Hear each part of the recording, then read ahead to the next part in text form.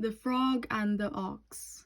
Once upon a time, a young frog was sitting with his father by the side of a pool.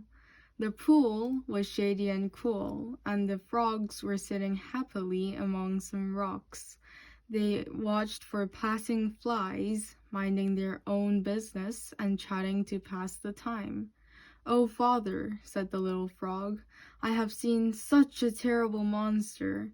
It was as big as a mountain, with horns on its head, and a long tail, and it had hoofs divided in two." "Hush, child, hush," said the father frog.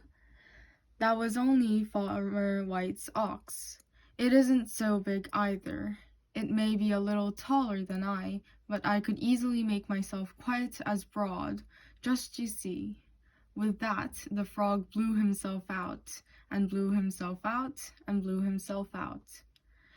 "Was he as big as that?" he asked. The young frog looked and thought for a second. "Oh, much bigger than that," he said, shrugging his shoulders.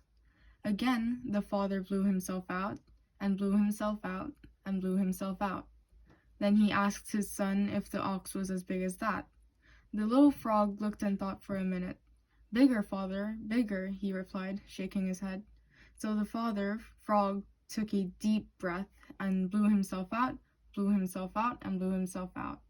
And he swelled, and he swelled, and he swelled. And then he said, "I'm sure the ox is not as big as..."